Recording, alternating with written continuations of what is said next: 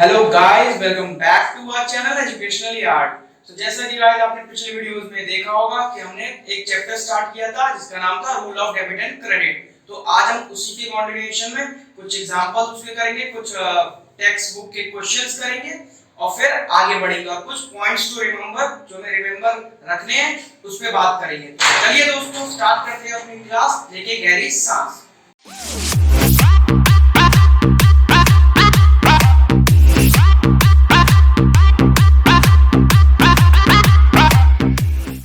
तो गाइस देखते हैं अब हम पॉइंट्स टू रिमेंबर कौन कौन से हैं। तो इसमें जो हम पहला पॉइंट देखने वाले हैं ना गाइस, वो है हमारा परचेजेस से लेकर। अब परचेजेस से लेकर कौन से हमारे पॉइंट्स है जो हमें याद रखने हैं। तो इससे रिलेटेड हमारे पास दो पॉइंट होंगे। एक कौन सा होगा जब हम परचेज करते हैं व्हाट गुड्स, और दूसरा क्या होगा जब हम परचेज करते हैं कोई भी दूसरी चीज।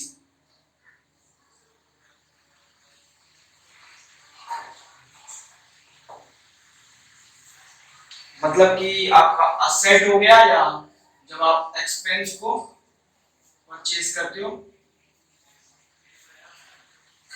तो जब हम परचेज करेंगे तो दो चीजों का हो सकता है, वो गुड्स का और कोई भी दूसरी चीज। तो गाइस हमें याद ये रखना है कि जब हम परचेज का गुड्स करते हैं तो हमारे कौन से अकाउंट्स इन्वॉल्व होते हैं, और जब हम कोई दूसरी चीज करते हैं तो क्या होता है। तो गाइस जैसा कि हमने पिछली वीडियो में बात किया था कि हमने ट्रांजैक्शंस ली थी इलस्ट्रेशन में से, आपकी बुक के इलस्ट्रेशन में से हमने लिया था, और हमने उसमें सिंपली ये ढूंढा था कि हम अकाउंट्स कौन कौन से एटलीस्ट दो अकाउंट्स ढूंढ ले जो ट्रांजैक्शन में हमारे को दिख रही है। तो वही सेम काम हम यहाँ पे भी करते हैं। इसको मान लेते हैं ट्रांजैक्शन परचेज इसका गुड्स का। तो परचेज ऑफ गुड्स हमारा ये ट्रांजैक्शन हो गया। सपोज करते हैं अभी कैश में है परचेज ऑफ गुड्स, ये हमारा ट्रांजैक्शन है फॉर कैश। आप एक मिनट के लिए मान लीजिए। तो अगर यहाँ पे पहला अकाउंट देखें जो इन्वॉल्व है वो तो सीधा है कैश अकाउंट। क्यों? क्योंकि कैश का क्या हो रहा है, आउटफ्लो है। लेकिन आप जरा सोचिए दूसरा अकाउंट कौन सा होगा, गुड्स अकाउंट? नहीं, गुड्स अकाउंट नहीं होगा। क्यों? क्योंकि गुड्स क्या होते हैं, हमने अपनी सेकंड या थर्ड लेक्चर में आई थिंक हमने इस पे बात किया था कि गुड्स कोई भी ऐसी चीज होते हैं जिसको आप वापस रीसेल के पर्पस से लाते हो। मतलब आप उसको मेंट फॉर रीसेल के लिए रखते हो। तो अगर ऐसी कोई चीज का आपका परचेज होता है ना, तो जो आपका अकाउंट इन्वॉल्व होगा वो गुड्स नहीं होगा, परचेजेस अकाउंट होगा। यही चीज तो हमें याद रखनी है।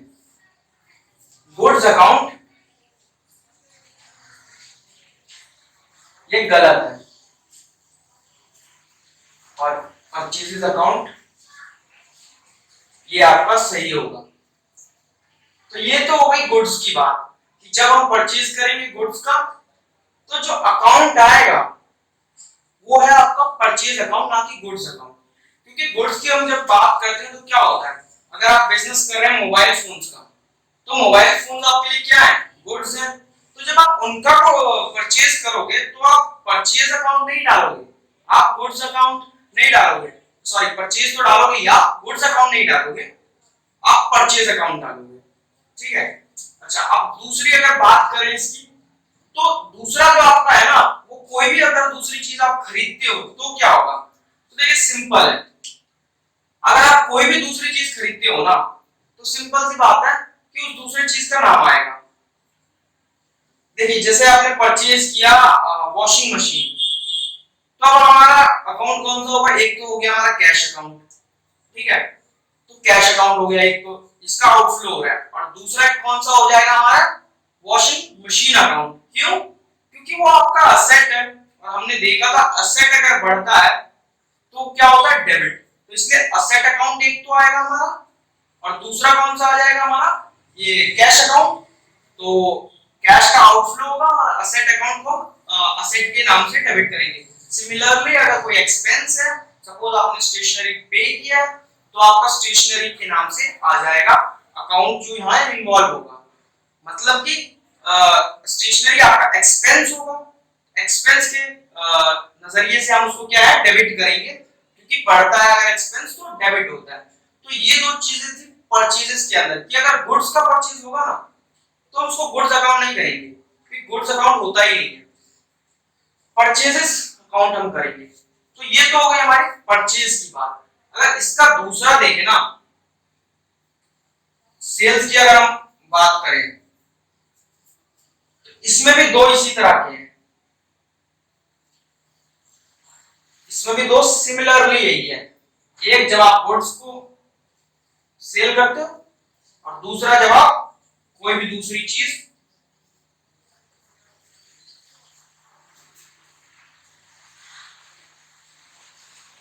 चाहे वो असेट हो आपका या कुछ और। तो यहां पे भी सेम वही बात होती है लागू जो आपका परचेज में हुआ था।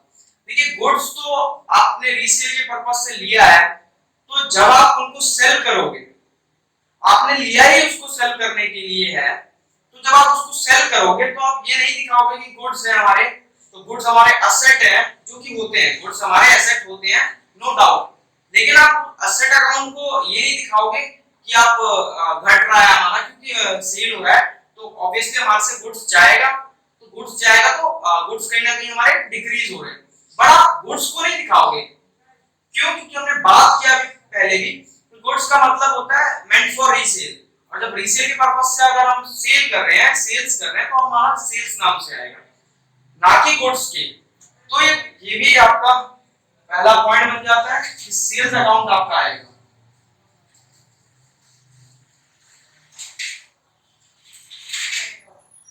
ना कि आपका क्या आएगा, गुड्स अकाउंट। ये आपका टोटली गलत है। तो ये दो चीजें थी। और अगर सेल्स में कोई और चीज का अगर हम सेल करते हैं तो फिर सिंपली क्या होगा, अगर आपका कोई असेट है, असेट तो आपका वैसे गुड्स भी था, इन गुड्स में क्या खासियत थी कि वो गुड्स था, उसका पर्पस ही रीसेल था, तो फिर ऐसी चीजों को हम नहीं करेंगे गुड्स के नाम से क्रेडिट, हम करेंगे सेल्स के नाम से क्रेडिट, मतलब सेल्स हमारा इंक्रीज होगा, गुड्स को हम दिखाएंगे नहीं घटते हुए। और अगर दूसरी चीज को सेल करते हैं, सेल करते हैं, तो फिर वो नाम डालेंगे कि वो हमारा चीज घट रहा है। अगर आप सपोज करिए आपने वॉशिंग मशीन या फ्रिज आपने बेच दिया, रेफ्रिजरेटर बेच दिया, तो जब आप बेचते हो तो रेफ्रिजरेटर तो आपके हाथ से गया क्योंकि वो आपका असेट था। क्यों? क्योंकि लॉन्ग टर्म हमने बात की थी ना, असेट्स कौन से होते हैं जिनके इकोनॉमिक बेनिफिट्स होते हैं, फ्यूचर इकोनॉमिक बेनिफिट्स होते हैं, तो रेफ्रिजरेटर के बिल्कुल इकोनॉमिक बेनिफिट्स हैं, तो वो आपका कहीं ना कहीं डिक्रीज होगा, तो इसलिए क्या होगा, वो क्रेडिट हो जाएगा। मतलब कि क्रेडिट नहीं बोलूंगा, ये बोलूंगा कि डिक्रीज हो जाएगा तो क्रेडिट होगा। ठीक है, तो ये थी हमारी दो पॉइंट्स टू रिमेंबर वाली बात। अब आगे देखते हैं। सो अब अगला जो हमारा पॉइंट्स टू रिमेंबर में है, वो जो हमने परचेज सेल की बात की उसी से रिलेटेड है। थोड़ा सा जो हमें नई चीज सीखनी है वो देखते हैं। सो अब अगर बात करें गुड्स का, तो ये तो हमने देख लिया कि अगर गुड्स जो है ना परचेज होते हैं, गुड्स क्या होते हैं, अगर परचेज होते हैं तो क्या होता है, हमारा गुड्स अकाउंट नहीं होता, परचेजेस अकाउंट होता है, डेबिट।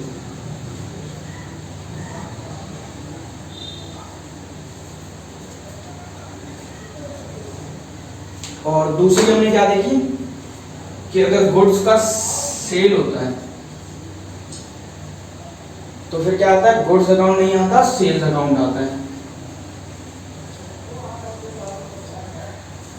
अच्छा, अगर इसकी एक और चीज बात करें, ऐसा भी तो होता होगा बिजनेस में कि जरूरी नहीं है कि आपने गुड्स खरीदा और सामने वाले ने यूज करने के बाद उसको ठीक लगा उसने रख लिया। कई बार क्या होता है, गुड्स आपने सामने वाले को यूज करने के लिए दिया, उसने खरीदा और घर ले गया, वो अपने यूज किया। अब भाई उसने 40, अगर हम बात करें इसमें टूथ ब्रश का काम है उसका, उसने 40 टूथ ब्रश उसने लिए, लेकिन जब वो काउंट करने गया ना तो उसे पता चला कि 2 टूथब्रश उनमें से क्या थे, डिफॉल्ट थे उनके, मतलब खराब थे, और 2 टूथब्रश उसमें काउंटलेस मतलब कम थे 2। ये क्या हो गया, अब वो क्या करेगा, देखो जो उसके दो डिफॉल्ट वाले थे ना जो खराब निकल गए, अब वो क्या करेगा, अपने पास रखेगा, नहीं रखेगा, वो क्या करेगा, जाएगा देने वापस दुकानदार को, भैया आपका ये सामान है, इसमें ये दिक्कत है, आप वापस रख लो। तो जब हम ऐसी कोई भी चीज परचेज करने के बाद उसको वापस जो है ना रिटर्न करते हैं, तो उसे क्या करते हैं हम, परचेज रिटर्न। तो गुड्स का जब, क्योंकि ये गुड्स का ही होता है, तो गुड्स में बात करें तो तीसरा क्या हो गया आपका, परचेज रिटर्न।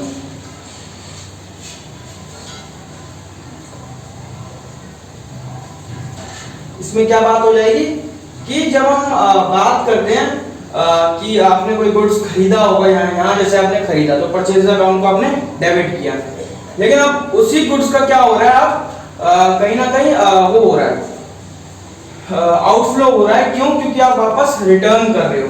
तो फिर इसमें कौन सा अकाउंट इन्वॉल्व हो जाएगा, तो ये परचेज रिटर्न ही हो जाएगा, क्योंकि हम गुड्स की बात नहीं करेंगे। अकाउंट जो इन्वॉल्व होगा वो क्या हो जाएगा, हमारा परचेज रिटर्न हो जाएगा।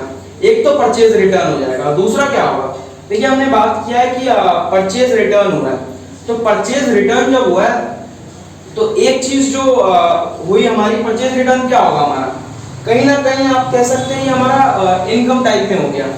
बताऊं कैसे, देखो आप सपोज करिए आपने किसी से सामान जो है 10 रुपए में दिया, ठीक है, अब कोई फॉल्ट आया उसके सामान में और आप वापस कर रहे हैं उसको 2 रुपए का सामान, तो अब पहले आपको 10 रुपए देना पड़ रहा था, लेकिन आप लौटाने के कारण आपको 2 रुपए कम देने पड़ रहे हैं। तो ये जो 2 रुपए जो है ना, वो आपको क्या हो गया, कहीं ना कहीं इनकम टाइप हो गया। तो इसीलिए इसका नेचर भी जो होता है ना, वो क्या होता है, इनकम टाइप में हो जाता है।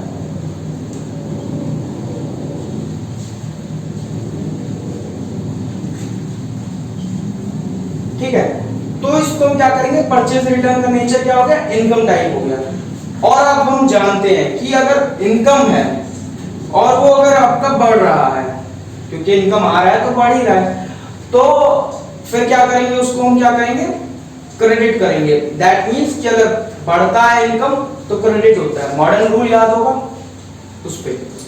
ठीक है, एक तो ये अकाउंट हो गया, दूसरा अकाउंट क्या हो जाएगा आपका, एक तो परचेज आपका रिटर्न अकाउंट क्रेडिट हो गया, और दूसरा आपका कौन सा अकाउंट डेबिट हो सकता है, कैश अकाउंट हो सकता है। अगर आपने पैसों में कोई चीज खरीदी है तो अब आपको पैसा वापस लौटाएगा ना, आपने सामान उसके वापस कर दिए, तो दूसरा जो अकाउंट होगा वो कैश होगा, वो तो सिंपल है। बट हम बात कर रहे हैं गुड्स की, तो गुड्स में परचेज रिटर्न का समझना बहुत जरूरी था। इसी तरह से अगर हम बात करें ना, तो एक और जो आता है गुड्स में, वो है आपका सेल्स रिटर्न। एक चीज मैं आपको बताना भूल गया, वो ये था कि परचेज रिटर्न को जो हम दूसरा नाम देते हैं ना, वो रिटर्न आउटवर्ड भी होता है। अब इसका नाम रिटर्न आउटवर्ड क्यों हुआ, तो इसको कहीं लिखते हैं पहले हम, परचेज इसके ऊपर लिख देता हूं मैं, रिटर्न आउटवर्ड। तो रिटर्न आउटवर्ड क्यों होगा, थोड़ा देखिए, अगर आपने कोई गुड्स खरीदा और अब आप उसको लौटा रहे हो, तो आपके पास से क्या हो रहा है, गुड्स जा रहा है, आउट हो रहा है, तो आउटवर्ड हो गया। तो रिटर्न लौटा रहे हो आप, क्या आउटवर्ड, आपसे गुड्स जा रहा है, तो क्या हो गया, रिटर्न आउटवर्ड हो गया। उसी तरह सेल्स को अगर हम कहेंगे ना, तो वो क्या हो जाएगा, रिटर्न उल्टा इनवर्ड। क्यों, क्योंकि गुड्स, अब देखिए पहले सेल्स रिटर्न समझ लेते हैं, उसके बाद इसके दूसरे टर्म पे जाएंगे। देखिए सेल्स रिटर्न क्या होता है, आपने किसी को सेल किया सामान, 10 रुपए का सामान आपने सेल किया, अब आपने उसको सेल कर दिया, लेकिन सामने वाले को वही दिक्कत आई जो आपको आई थी, उसको कोई बाय डिफॉल्ट मिला आपका प्रोडक्ट में, आपके पास वो आया, उसने कहा भैया ऐसी ऐसी बात है, आपका जो है ये चीज वो है डिफॉल्ट है, इसमें आप जो है इसको चेंज करो, चेंज नहीं, आप उसके पैसे दे दो, आप लौटा दो उसको। तो अगर ऐसा होता है तो फिर क्या हो गया हमारा सेल्स रिटर्न। क्यों, क्योंकि हमारे लिए क्या हो गया, हमने सेल किया था, जब हमने उसको दिया, तो जब हमने उसको सेल किया था, मतलब कि गुड्स हमारे पास से गए थे, जब हमने वो हमसे खरीदने आया सामान और हमने उसको बेचा, तो बेचा तो क्या हो गया, गुड्स हमारे गए, तो गुड्स हमारे गए तो हम उसको सेल्स कहते थे, सेल्स कहते थे। अभी हमने पिछले ही क्लिप में देखी थी, ठीक है, तो सेल्स कहते हैं उसको। तो अब वही सेल्स जरा सोचिए कि जब आपने सेल किया तब तो आपने उसको क्या किया कि इंक्रीज कर दिया, लेकिन अब क्या हो रहा है कि वो बंदा जो है उसको डिफॉल्ट मिला, वो आपके पास आया और उसको लौटाना है। तो अब क्या हो गया, आपके पास सेल्स होना था, अब क्या हो रहा है, सेल्स रिटर्न, मतलब सेल्स वापस आ रहा है, रिटर्न आ रहा है। तो रिटर्न क्या आ रहा है, तो इन आ रहा है, तो इसीलिए कहते हैं इसको रिटर्न इनवर्ड, ठीक है। तो इसका भी जो है ना नेचर, इसका नेचर क्या होगा, आप दुकानदार हैं, सॉरी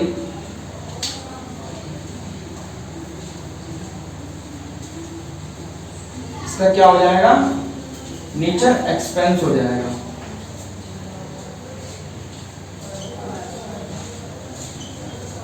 एक्सपेंस क्यों हो जाएगा, जरा सोचिए, पहले आपको जो है आपने 10 रुपए के सामान बेचा, तो आपका 10 रुपए इनकम था, 10 रुपए आपको मिलना था, क्योंकि अब उसने लौटा दिया तो वो आपको 2 रुपए का सामान लौटाया है, तो वो आपको अब 8 ही रुपए देगा, तो 2 रुपए का आपका नुकसान कहीं ना कहीं तो हुआ है, तो इसीलिए उसको जो है एक्सपेंस के नाम से कहते हैं, ठीक है। तो ये थी हमारी गुड्स की बात, परचेज की, सेल की, सेल्स रिटर्न क्या होता है, परचेज रिटर्न क्या होता है, और कौन कौन से इसमें अकाउंट्स इन्वॉल्व होंगे। तो इसमें भी अकाउंट्स आपका कौन सा इन्वॉल्व हो जाएगा, सेल्स रिटर्न।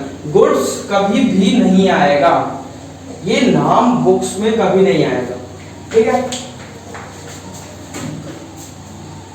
सो गाइस, अभी तक तो हमने बात कर ली पॉइंट्स टू रिमेंबर की। अब 2 चीजें और देखते हैं, इसका डेफिनेशन समझते हैं और ये इनमें कौन कौन से टाइप्स होते हैं वो देखते हैं। सबसे पहले बात करें अगर पेमेंट की, मतलब पेमेंट करते हो आप किसी भी पार्टी को, अगर उससे आप सामान लेते हो तो किस तरह की पेमेंट हो सकती है वो देखिए। 2 तरह की हो सकती है, एक होता है ऑन अकाउंट पेमेंट और एक होता है फुल सेटलमेंट फाइनल पेमेंट। तो ये जो ऑन अकाउंट पेमेंट है, पहले इसको समझते हैं ये है क्या। तो ऑन अकाउंट पेमेंट की बात करें ना, तो क्या है, पार्शियल पेमेंट मेड। अब ये क्या है, देखो कई बार क्या होता है, आपने किसी से सामान लिया है 6000 रुपए का, अब आपने उससे 6000 का सपोज आपने 6000 लेना था मोहन से, 6000 लेना था आपको मोहन से। अब क्या करता है वो आपको 3000 रुपए देता है, 3000 आपको बाद में देगा। तो ये जो 3000 आपको दिया ना, वो क्या हो गया, पार्शियल पेमेंट हो गया। तो ऑन अकाउंट पेमेंट का बेसिकली यही मीनिंग है, जो आपका पेमेंट है ना वो पार्शियल, कुछ मिलता है, पूरा नहीं मिलता। तो इसलिए पार्शियल पेमेंट इसमें होती है और इसीलिए इसको कहते हैं ऑन अकाउंट पेमेंट। दूसरा अगर बात करें ना, फुल सेटलमेंट पेमेंट होता है। इसमें क्या होता है कि आप ना लगभग पूरा पैसा जो है ना आप चुका देते हो। मतलब अगर अमाउंट आप जैसा कि हमने अभी बात किया था अमाउंट ड्यू टू मोहन से आपको 6000 रुपए लेना था, अब आपको 6000 लेना था उससे, उसने 5500 रुपए दे दिए और आपने जो है, क्योंकि उसने पूरा पैसा साथ में ले लिया, इस चक्कर से आप उसको कहते हो कि भाई 500 रुपए का कोई नहीं, तो डिस्काउंट रख ले। तो जब हम बात करते हैं ना फुल एंड फाइनल पेमेंट की, तो उसमें यही होता है, जो व्यक्ति आपका जो पर्सन है वो आपको पूरा पेमेंट करता है, उस वजह से आप उसको कुछ डिस्काउंट दे देते हो, कुछ लेस कर देते हो। तो ये क्या हो जाता है, हमारा full and final payment, full settlement payment हो गया ये, ठीक है। तो ये थी हमारी पेमेंट की बात। ये क्यों जरूरी है, तो आने वाले टाइम में ना जितने भी क्वेश्चन हम करेंगे उसमें पता क्या होगा, आपसे बोलेगा कि भाई सो एंड सो फलाना ने फुल एंड फाइनल पेमेंट की है, तो आपको पता होना चाहिए ना फुल एंड फाइनल पेमेंट होती क्या है। वो बोलेगा फुल एंड फाइनल पेमेंट किया आफ्टर रिसीविंग 500 एज डिस्काउंट, तो आपको पता होना चाहिए। अगर ऑन अकाउंट किया होगा तो भी पता रहेगा। चलिए, तो आप दूसरा देखते हैं। दूसरा अब हमारा जो टॉपिक है वो है डिस्काउंट को लेकर, टाइप्स ऑफ डिस्काउंट। उससे पहले टाइप्स करें, सबसे पहले हमें समझना होगा डिस्काउंट क्या होता है। देखो, डिस्काउंट जो होता है ना, आप जो छूट देते हो किसी व्यक्ति को, कोई भी कारण से आप छूट देते हो, वो होता है डिस्काउंट। डिस्काउंट भी 2 तरीके के होते हैं, एक होता है डिस्काउंट रिसिप्ट और एक होता है अलाउड। अब रिसिप्ट क्या होता है? जब आपको खुद को डिस्काउंट मिला हो, मैं दुकानदार के पास गया, मैंने 6000 का सामान लिया, उसने 5500 रुपए में दे दिया, 500 रुपए का छूट दिया, तो वो क्या हो गया हमारा? मेरा हो गया वो डिस्काउंट रिसिप्ट। अब ऐसे ही अगर मैं खुद दुकानदार हूँ, और मैंने 6000 का किसी को जो है सामान बेचा, अब भाई उसने पेमेंट किया तो मैंने कहा 500 रुपए भाई कम दे दे, तो मैंने क्या किया? डिस्काउंट उसको अलाउ किया, ठीक है। तो पहले क्या था? हमें मिला था डिस्काउंट, अब हम दे रहे हैं, तो पहले जब मिला था वो क्या हो जाएगा? हमारा इनकम हो जाएगा, तो उसका नेचर क्या हो जाएगा? इनकम हो जाएगा।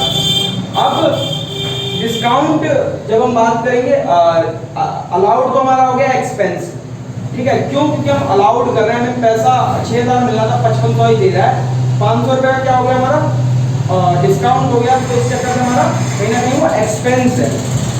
वैसे ही अगर हम बात करें डिस्काउंट रिसिप्ट की, तो वो क्या हो जाएगा? इनकम हो जाएगा। क्यों? क्योंकि उसमें हमारे को क्या है? पैसा कहीं ना कहीं 6000 देने थे, लेकिन 5500 ही देने पड़ रहे हैं, 500 रुपए क्या हो गया? कहीं ना कहीं गेन हो गया, तो ये क्या हो गया? हमारा इनकम हो गया। तो ये तो हमारी बात हो गई टाइप्स ऑफ पेमेंट की। अब देखते हैं टाइप्स ऑफ डिस्काउंट। अब टाइप्स ऑफ डिस्काउंट से पहले देख लेते हैं डिस्काउंट होता क्या। तो डिस्काउंट जैसा कि हमने पहले भी बात किया है, छूट होता है। कोई सामान आपने 6000 रुपए का लिया है, आपने 5500 रुपए दिए हैं उसको, तो 500 रुपए क्या हो गया? डिस्काउंट आपको मिल गया। तो यही होता है हमारा डिस्काउंट। डिस्काउंट के भी जो है दो हैं टाइप्स, एक होता है डिस्काउंट अलाउड और एक होता है डिस्काउंट, ये तो टाइप्स है, ट्रेड डिस्काउंट और कैश डिस्काउंट। लेकिन डिस्काउंट क्या होता है? आपको मिल भी सकता है और देना भी पड़ सकता है, उसी को कहते हैं डिस्काउंट अलाउड और रिसीव्ड। तो डिस्काउंट अलाउड में क्या होता है? आप दुकानदार को, आपके पास कोई सामान लेने आया 6000 रुपए का, आपने उसको दिया सामान, लेकिन उसने कहा कुछ लेस कर लो, तो आपने 500 रुपए का लेस कर लिया, 5500 रखे, तो क्या हो गया आपका?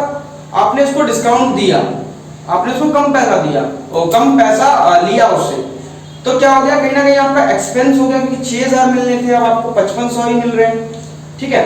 वैसे डिस्काउंट रिसीव्ड होता है। आप रिसीव्ड में क्या होता है? आप किसी दुकानदार के पास गए, दुकानदार के पास जब आप गए, उसने 6000 का सामान आपको क्या किया? 5500 ही में दे दिया, 500 रुपए आपको कम देने पड़े। कम देने पड़े मतलब कि क्या है? इनकम हो गई कहीं ना कहीं, है कि नहीं? तो अब बात करते हैं इसके टाइप्स की। टाइप्स की अगर हम बात करें तो ट्रेड डिस्काउंट होता है और कैश डिस्काउंट होता है। अब ट्रेड डिस्काउंट होता क्या? नाम से देखो, नाम क्या है इसका? Trade discount. मतलब जब हम बाइंग और सेलिंग कर रहे हैं ना, उस वक्त जो हमें डिस्काउंट मिलता है ना, वो होता है हमारा ट्रेड डिस्काउंट। मतलब ऐसे समझिए, आप किसी व्यक्ति के पास सामान खरीदते हैं या किसी के पास बेचने जा रहे हैं, तो होता है ना एक कि यार या कुछ कम कर लो, कुछ ये कर लो, तो वो वाली बात है यहाँ पे। तो ट्रेड डिस्काउंट वही है। यहाँ पे क्या है? डिस्काउंट अलाउड और रिसीव्ड ऑन परचेज और सेल्स ऑफ गुड्स। मतलब जब भी आप परचेज करोगे या सेल करोगे गुड्स का, तो उस वक्त जो आपको डिस्काउंट मिलेगा या देना पड़ सकता है, दोनों चीज हो सकती है। लेकिन कैश डिस्काउंट क्या है? वो भी डिस्काउंट अलाउड और रिसीव्ड हो सकता है ऑन रिसिप्ट और पेमेंट ऑफ सॉरी सेल नहीं होगा यहाँ, पेमेंट ऑफ कैश। तो ये क्या है? मतलब चाहे आपको डिस्काउंट मिला हो या दिया हो आपने पेमेंट के दौरान, मतलब कैश पेमेंट के दौरान, मतलब कि आपने जब तारीख आई 6000 देने की, मतलब आपने किसी से सामान लिया और उसने कहा है फलाना डेट पे आप जो है पैसे दे देना। फलाना डेट पे जब आप देते हो उसको पैसे, तो उस डेट पे जब आप देते हो पैसे, तो उस डेट पे क्या हो सकता है? आपको डिस्काउंट मिल भी सकता है और देना भी पड़ सकता है। फलाने डेट पे अगर मैं पेमेंट करने जा रहा हूँ, मुझे सामने से क्या होगा?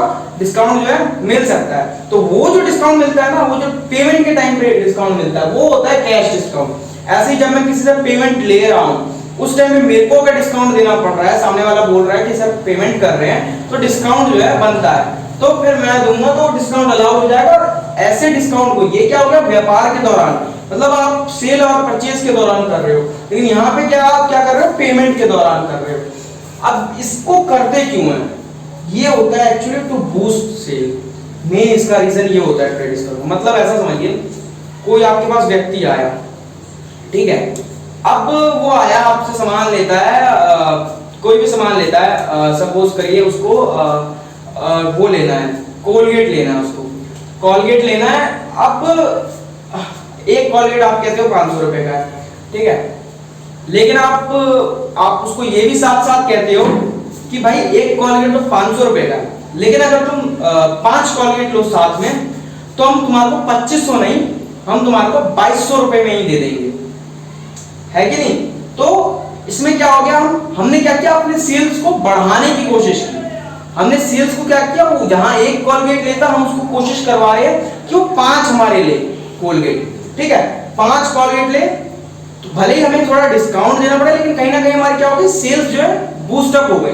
तो उस चक्कर से जो आप सेल्स में आप डिस्काउंट देते हो वो क्या हो गई, हमारी ट्रेड डिस्काउंट हो गई, ठीक है। वैसे अगर कैश डिस्काउंट की बात करें, कैश डिस्काउंट जैसे कि हमने बात किया पेमेंट के दौरान होता है, तो अर्ली पेमेंट मतलब आपने किसी को सामान जो है ना उधार में दिया था, उधार में अब आपने उसको बेचा था, तो अब जब पेमेंट आपको लेना है ना, तो आपको वो 10 तारीख को देना है।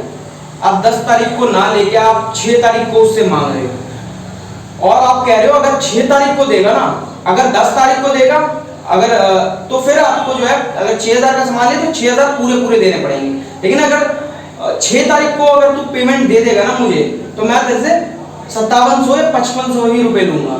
क्यों? क्योंकि ये क्या हो गया, अर्ली पेमेंट, आप उससे पेमेंट पहले मंगवा रहे हो। तो मतलब वो भी बंदा बोलेगा ना भाई अगर 10 तारीख को मैं दूंगा तो 6000 मुझे देना ही पड़ रहा है, तो मैं अगर 6 तारीख को भी मेरे को 6000 ही देना पड़ रहा है तो मैं 10 तारीख को ना दूं, तो इसलिए क्या होगा, वो कहेगा कि नहीं पेमेंट में तू अर्ली कर दे पेमेंट, लेकिन डिस्काउंट ले ले तू, ठीक है।